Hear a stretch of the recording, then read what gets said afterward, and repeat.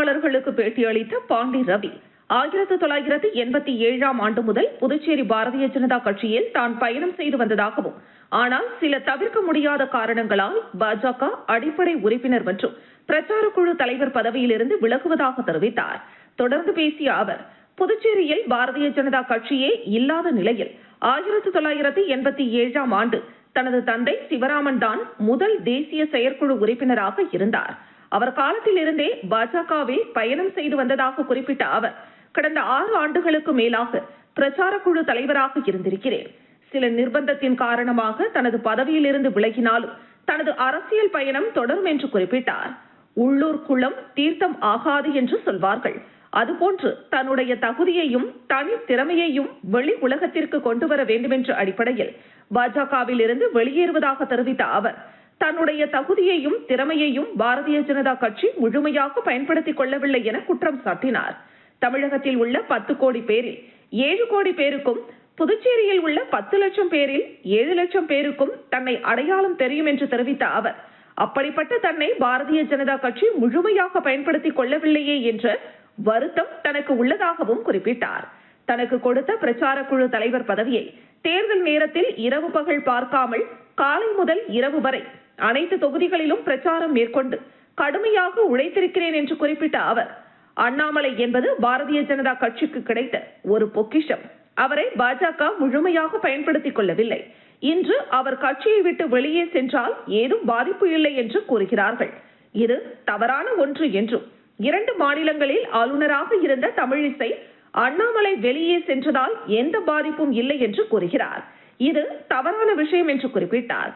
டாஸ்மாகில் பாட்டிலுக்கு 10 ரூபாய் என்று அதிமுக திமுக என்ற 2 அரசாங்கமும் வாங்கியுள்ளது. ஆனால் ஊழல் இல்லாத ஒரு மாற்று ஆட்சி அமைக்க வேண்டும் என்பதுதான் அண்ணாமலையின் விருப்பம். கொள்கை கோட்பாடுகளை ஏற்றுக்கொண்டு ஒரு நிர்வாகிகளை உருவாக்குவது என்பது சாதாரண விவகாரம் அல்ல. கட்சிக்காக உழைப்பவர்களுக்கு சரியான அங்கீகாரம் கிடைக்கவில்லை என்பதுதான் உண்மை என்றும் அவர் கூறினார். தன்னுடைய தகுதிக்கும் திறமைக்கும் எங்கு அங்கீகாரம் கிடைக்கிறதோ அந்த இடத்தில் தன்னுடைய அரசியல் பயணம் தொடரும் என்றும் பாண்டி ரவி தெரிவித்தார். பாரதிய ஜனதா கட்சியின் தலைவர் மற்றும் நிர்வாகிகள், தாமரை சொந்தங்கள், புதிய மக்கள், பத்திரிகை நிருபர்கள் அனைவருக்கும் என்னுடைய வணக்கத்தை தெரிவிச்சுக்கிறேன். ஏற்கனவே பார்த்தீங்கன்னா 1987 பாரதிய ஜனதா கட்சியில என்னுடைய பயணம் என்னுடைய தந்தையை அடிநோக்கி சென்றுட்டு இருக்கு. இன்னைக்கு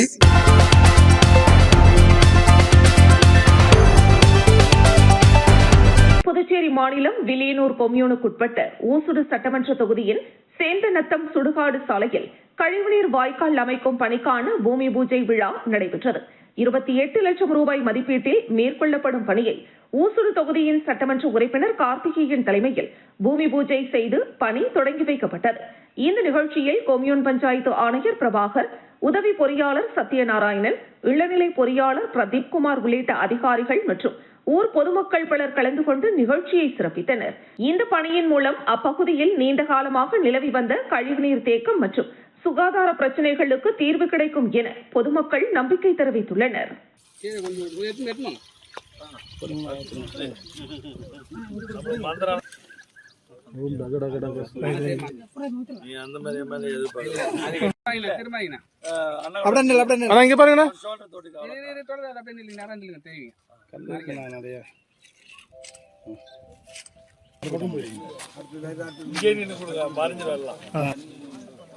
கல் பிடிக்கும்போது கொஞ்சம் பாருங்க.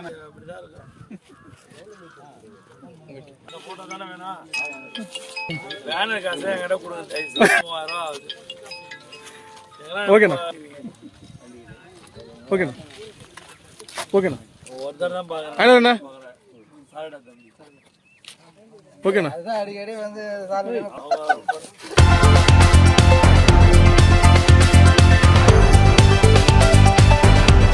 புதுச்சேரி மாநிலம் வில்லியனூர் சட்டமன்ற தொகுதிக்குட்பட்ட கொம்பாக்கம் பிரியதர்ஷினி நகரில் புதுச்சேரி பொதுப்பணித்துறை சார்பில் 30.41 லட்சம் ரூபாய் திட்ட மதிப்பீட்டில் சாலை அமைக்கும் பணிக்கு பூமி பூஜை விழா நடைபெற்றது. விழாவில் வில்லியனூர் தொகுதி சட்டமன்ற உறுப்பினர் ரவிக்குமார் கலந்து கொண்டு பூமி பூஜை செய்து பணியை துவக்கி வைத்தார். நிகழ்ச்சியில் பொதுப்பணித்துறை தலைமை பொறியாளர் வீரசெல்வம், கட்டிடங்கள் மற்றும் சாலைகள் மத்திய கோட்டம் செயற்பொறியாளர் சீனிவாசன், உதவி பொறியாளர் பிரபாகர், இளநிலை பொறியாளர் முருகன் மற்றும் ஒப்பந்ததாரர் ராஜகண்ணு மற்றும் கொம்பாக்கம் ஊர் முக்கியஸ்தர்கள், மகளிர்கள், இளைஞர்கள் திரளாக கலந்து கொண்டனர்.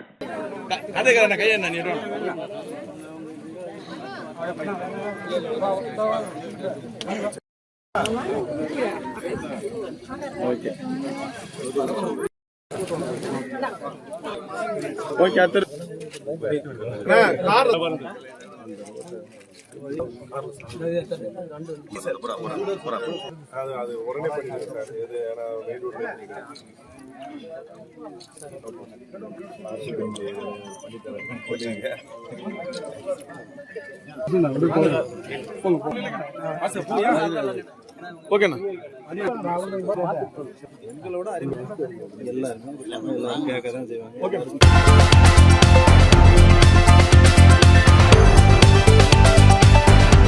விழுப்புரம் மாவட்டம் வானூர் தாலுகா பெரியகோட்டக்குப்பம் ஆதிதிராவிடர் பகுதியை சேர்ந்தவர்களுக்கும் நடுக்குப்பம் மீனவர்களுக்கும் இடையே இடுகாடு பிரச்சினை இருந்து வந்த நிலையில் கடந்த சில தினங்களுக்கு முன்பு ஆதிதிராவிடர் பகுதியை சேர்ந்த ஒருவர் இறந்துவிட்ட நிலையில் அவரது சடலத்தை அடக்கம் செய்ய சென்றபோது மீனவர்கள் எதிர்ப்பு தெரிவித்து ஆதிதிராவிடர் மக்கள் மீது தாக்குதல் நடத்தியதை அடுத்து ஆதிதிராவிடர் மக்கள் கிழக்கு கடற்கரை சாலையில் மறியலில் ஈடுபட்டனர்.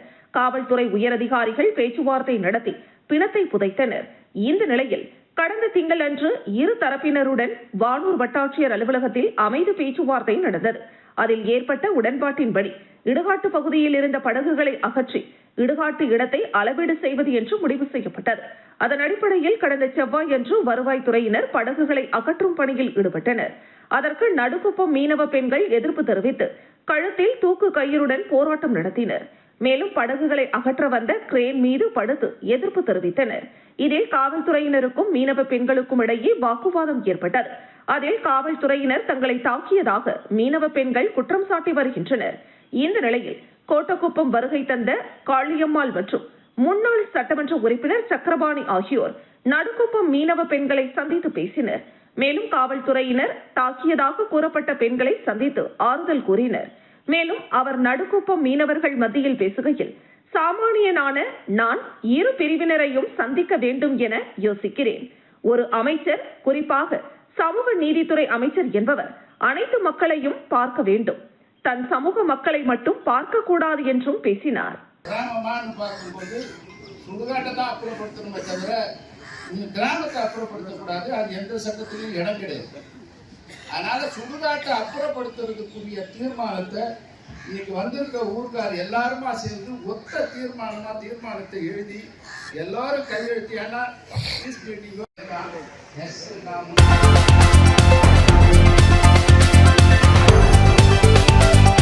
புதுச்சேரி வில்லியனூர் தொகுதியை சேர்ந்த தமிழக வெற்றிக் கழக தலைமை நிர்வாகி பிரபுவின் மகள் சௌமியா மற்றும் அருண்குமார் ஆகியோரின் திருமண விழாவில் தமிழக முதலமைச்சரும் தமிழக வெற்றிக் கழகத்தின் தலைவருமான விஜயின் படத்தை மேடையில் வைத்து மணமக்கள் தாலி கட்டிக்கொண்ட நிகழ்வு சமூக வலைதளங்களில் வைரலாகி வருகிறது. வில்லியனூரில் நடைபெற்ற இந்த திருமண விழாவில் உறவினர்கள், நண்பர்கள் மற்றும் தாவிக நிர்வாகிகள் உள்ளிட்ட ஏராளமானோர் கலந்து கொண்டனர். திருமண மேடையில் மணமக்கள் அமரும் இடத்தின் அருகே முதலமைச்சர் விஜயின் பெரிய உருவப்படம் வைக்கப்பட்டிருந்தது.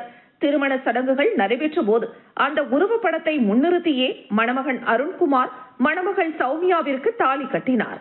விஜய் மீது கொண்டுள்ள அன்பு, பாசம் மற்றும் அரசியல் பற்றை வெளிப்படுத்தும் வகையில் இந்த ஏற்பாடு செய்யப்பட்டதாக கூறப்படுகிறது.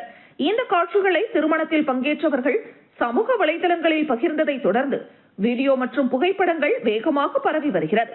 விஜய் ரசிகர்கள் மற்றும் தாவேக தொண்டர்கள் பலரும் இந்த நிகழ்வை பாராட்டி கருத்துக்களை பதிவிட்டு வருகின்றனர்.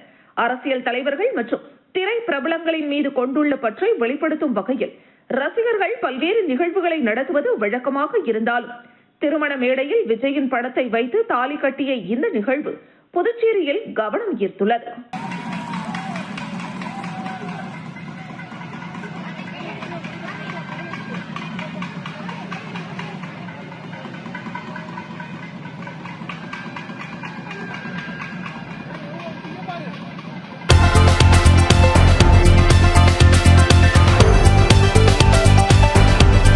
கல்மண்டபம் பகுதியை சேர்ந்த ஆனந்த வேலவன் என்பவரின் வீட்டு தோட்ட வேலியில் புள்ளிமான் ஒன்று சிக்கி காயமடைந்த நிலையில் தவித்தது. இதை கண்ட ஆனந்த வேலவன் உடனடியாக மடுகரை தீயணைப்பு துறையினருக்கு தகவல் அளித்தார். தகவலின் அடிப்படையில் தீயணைப்பு நிலைய அதிகாரி நாகேஸ்வர ராவ், சிறப்பு நிலைய அதிகாரி வெங்கடேசன் மற்றும் தீயணைப்பு பணியாளர்கள் சம்பவ இடத்திற்கு விரைந்து சென்றனர். அவர்கள் வேலியில் சிக்கி தவித்த புள்ளிமானை பாதுகாப்பாக மீட்டனர். காயமடைந்திருந்த மானுக்கு புதுவை கால்நடை மருத்துவமனையில் சிகிச்சை அளிக்கப்பட்டது. பின்னர் புள்ளிமான் வனத்துறையினரிடம் ஒப்படைக்கப்பட்டது. தொடர்ந்து வனத்துறையினர் அந்த மானை பாதுகாப்பாக காட்டுப்பகுதியில் விடுவித்தனர். தீயணைப்பு துறையினரின் துரித நடவடிக்கையால் புள்ளிமான் உயிருடன் மீட்கப்பட்ட சம்பவம் அப்பகுதி மக்களிடையே பாராட்டை பெற்றுள்ளது.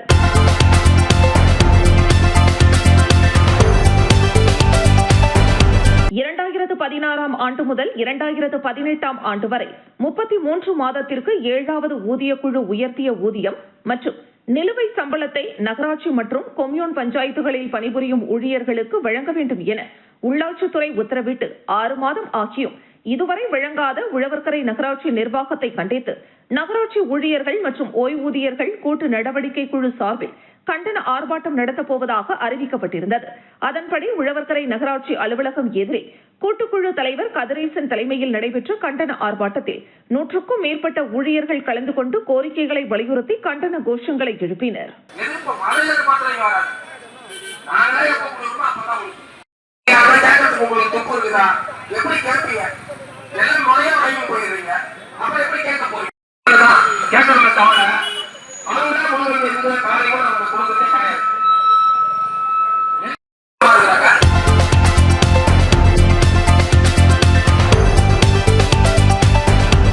புதுவை 100 அடி சாலை ரயில்வே மேம்பாலத்தில் புதுவையிலிருந்து லாரி ஒன்று கடலூர் நோக்கி சென்று கொண்டிருந்தது. அப்போது முன்னால் சென்ற இருசக்கர வாகனத்தின் மீது எதிர்பாராத விதமாக மோதியது. இதில் இருசக்கர வாகனத்தில் வந்த முதியவர் கீழே விழுந்தபோது திடீரென லாரியின் சக்கரம் அவரது தலையின் மீது ஏறி இறங்கியது. இதில் அவர் சம்பவ இடத்திலேயே பரிதாபமாக உயிரிழந்தார். தொடர்ந்து லாரி ஓட்டுநர் விபத்தை ஏற்படுத்திவிட்டு நிற்காமல் வேகமாக சென்றபோது மற்ற வாகன ஓட்டிகள் மற்றும் பொதுமக்கள் அவரை பின்தொடர்ந்து சென்று முருங்கம்பாக்கம் சந்திப்பு அருகே மடக்கி பிடித்து தாக்க முயன்றனர். ஆனால் லாரி ஓட்டுநர் விபத்து நடந்ததே தெரியவில்லை என பதிலளித்ததாக கூறப்படுகிறது. இதையடுத்து பொதுமக்கள் லாரி ஓட்டுநரை பிடித்து காவல் நிலையத்தில் ஒப்படைத்தனர். தகவல் அறிந்து சம்பவ இடத்திற்கு வந்த வடக்கு போக்குவரத்து காவல்துறையினர் சாலையில் இறந்து கிடந்த முதியவரின் சடலத்தை மீட்டு பிரேத பரிசோதனைக்காக அனுப்பி வைத்தனர். உயிரிழந்த நபருக்கு சுமார் 50 வயது இருக்கும். அவர் யார், எந்த ஊரை சேர்ந்தவர் என்பது குறித்து காவல்துறையினர் விசாரணை நடத்தி வருகின்றனர்.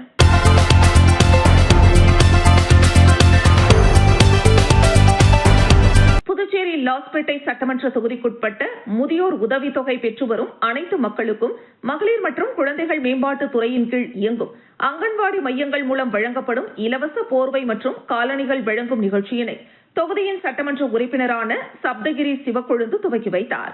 இதில் முதற்கட்டமாக ஜீவானந்தபுரம் மற்றும் குறிஞ்சிநகர் பகுதிகளில் உள்ள அங்கன்வாடி மையங்களில் பயன்பெறும் மக்களுக்கு வழங்கினார். அப்போது ஊர் முக்கியஸ்தர்களும் லாஸ்பேட்டை என்ஆர் காங்கிரஸ் நிர்வாகிகளும் ஸ்ரீ சப்தகிரி அறக்கட்டளையின் பொறுப்பாளர் ரமேஷ்குமார் மற்றும் பொதுமக்களும் திரளாக கலந்து கொண்டு விழாவினை சிறப்பித்தனர்.